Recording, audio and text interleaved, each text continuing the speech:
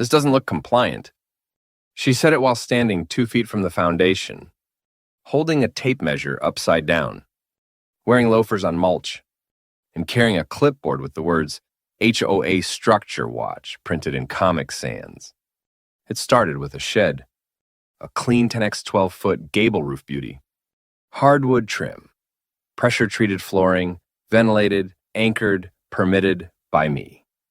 Because I'm a licensed structural inspector with 17 years of municipal experience. But to Karen, I was just that guy on lot 22 who thinks rules don't apply. She showed up 2 hours after the roofing shingles went on.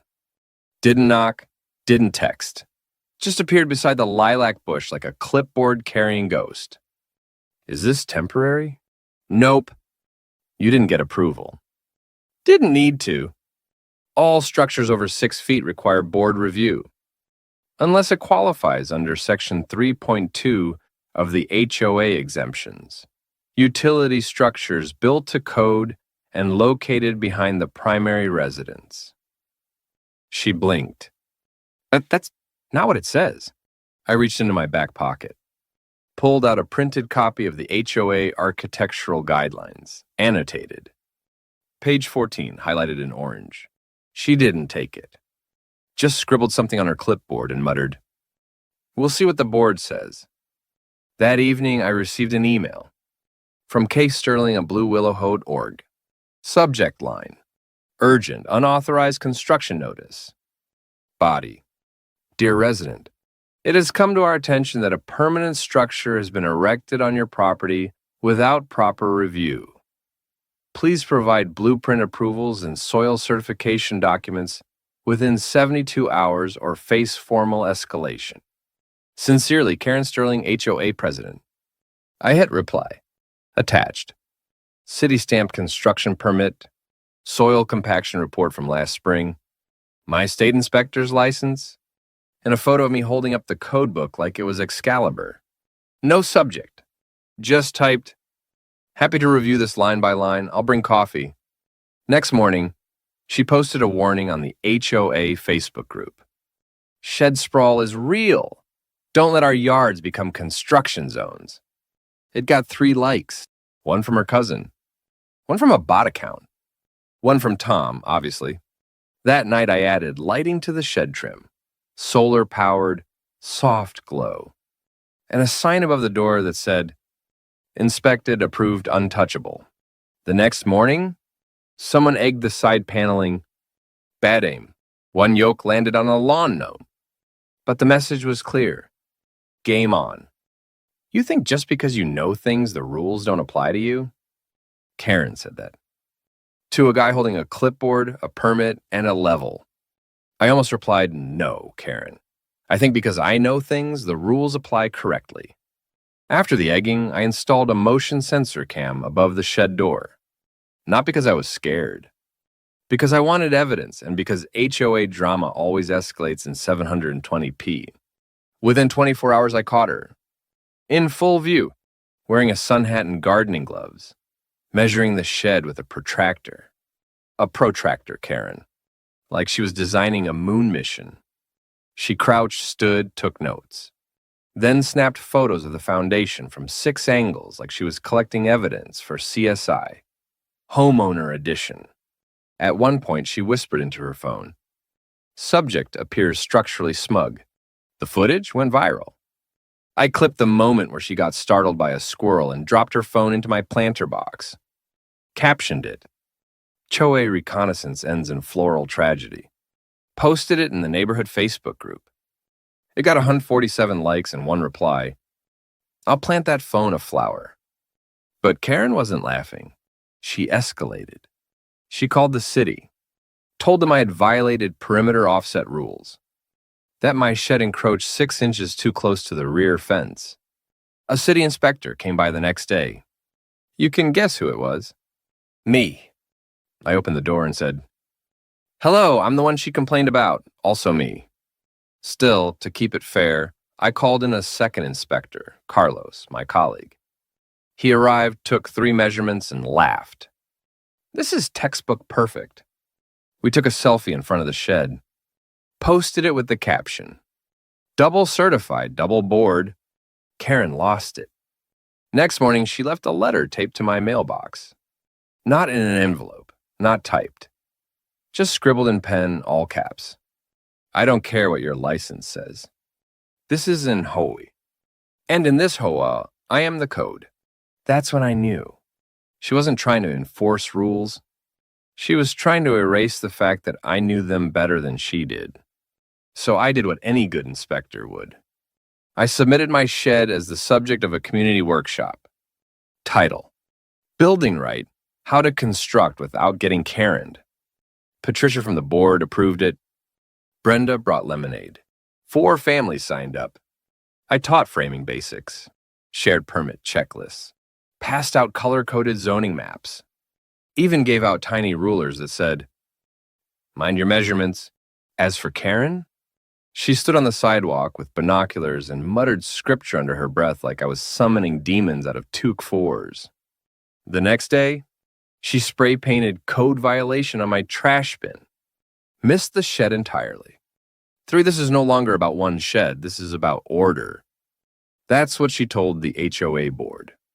Wearing a hard hat, holding blueprints she printed from Pinterest. She slammed them on the table like they were classified documents.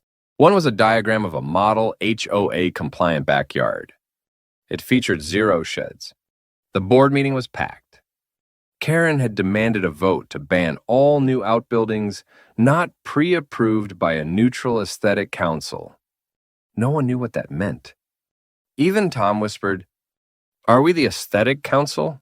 "No," Karen said, "I am."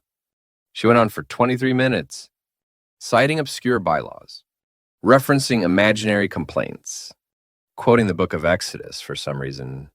She even claimed my shed was psychologically imposing to other residents. Brenda raised a hand. "Karen, are you suggesting wooden siding causes anxiety?" Karen didn't blink. People feel boxed in emotionally. My turn. I walked to the front, plugged in a USB stick, projector lit up with a slide. Karen measuring my shed at 6:42 a.m., featuring squirrel jump scare freeze frame. Everyone laughed, except Karen. Then I clicked again. Blueprints, permits, photographs of code-compliant anchors. This shed follows every municipal, zoning, and HOA requirement. It's legal, it's safe, it's mine. I paused. But more importantly, it's not yours to tear down. Then I brought out the closer. A petition, signed by 23 neighbors. Title: Let the man keep his damn shed. Patricia read it aloud. "Ma, we believe that when a neighbor builds responsibly, that neighbor should not be punished for doing it better than Karen." Oh, even Tom chuckled.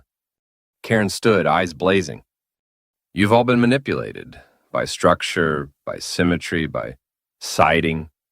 She stormed out, hit her clipboard against the door frame. It bounced. After the meeting, neighbors approached me. One asked for shed plans. One asked if I'd teach her husband how to square a frame. Someone else said, "You should run for HOA president." I laughed. No thanks. I like building things that last. Later that night, I checked my camera. Karen was back. Same clipboard. This time with a flashlight and a level.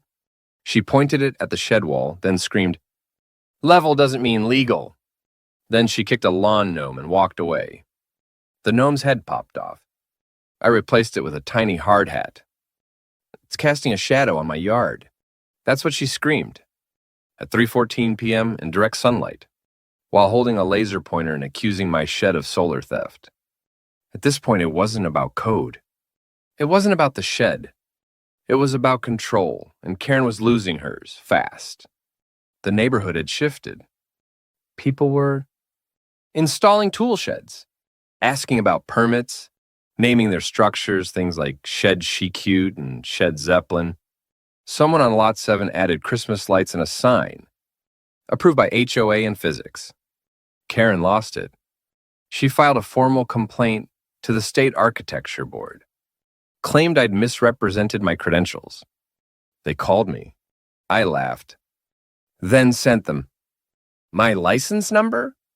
my continuing education certificates, and a link to a TEDx talk I gave on why sheds matter. Karen didn't stop.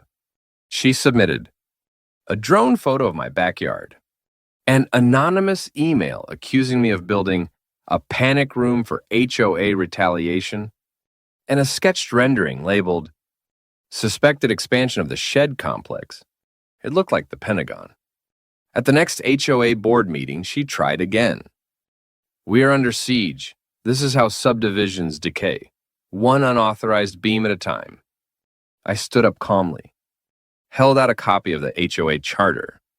This beam? I pointed to a diagram, signed off, sealed, and even soil tested.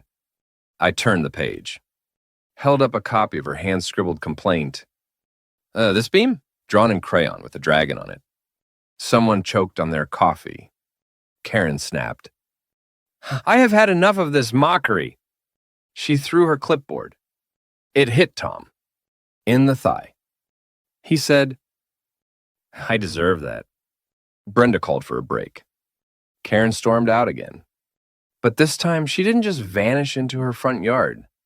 She trespassed, walked into mine, ripped the inspected and untouchable sign off my shed, threw it into my koi pond.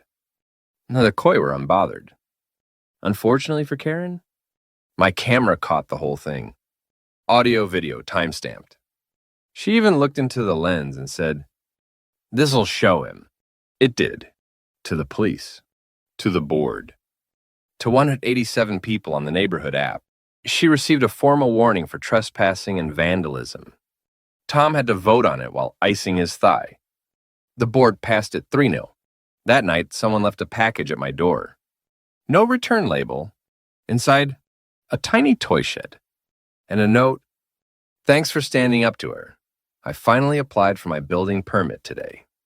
Karen, meanwhile, posted a rant to Nextdoor. All caps. Ended with, they worship the shed now. Maybe we do. But we also follow the rules. That's what really bothers her. They're building a statue. She whispered it at the post office. To no one in particular, clutching her HOA clipboard like it was a holy relic. Okay, to be fair, we weren't building a statue. We were just repainting the shed and maybe adding a small commemorative plaque. It read, Built to Code, Defended with Pride, HOA Drama 2024. Next to it, a cartoon of a clipboard exploding into flames. Karen tried one last move. Filed for a temporary injunction to freeze all shed construction in the neighborhood. Claimed emotional disruption, visual stress, and loss of jurisdictional confidence. The court clerk took one look at the filing and called it a passionate misunderstanding of zoning law. It was rejected in 17 minutes. Then came the board vote. Patricia proposed a new amendment. All code-compliant, city-approved backyard utility structures are automatically permitted and protected. We called it the Common Shed Clause. Vote 4-0. Even Tom said yes this time. Karen stood up at the meeting. No slideshow. No clipboard.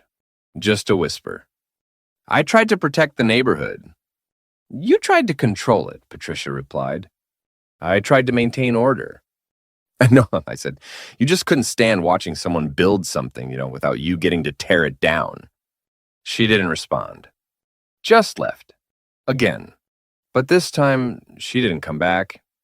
2 days later, her house went up for sale. No sign, just a quiet listing. Description. Well-kept home. Strong natural light. Minor friction with community. The neighborhood started building. More sheds. More gardens. One neighbor added a tiny reading nook behind his garage. Labeled it Karen's Exile Chamber. It had a beanbag and a flashlight. We loved it. And me? I gave a talk at the city council. Topic? Why good sheds build great neighborhoods. Got a standing ovation. One guy handed me a shirt that said, I know what level looks like. I wear it every Sunday. Then one morning, I found something under my shed doormat. A note. Small. Written in neat, stiff handwriting. It wasn't about the shed. I just didn't know how to be respected when I wasn't in charge. No signature. But I knew who. I didn't post it, didn't frame it. Just folded it and tucked it behind the new inspection certificate, nailed to the inside wall. Right where it belongs. Quiet, still, unseen. But safe, like a well-built shed.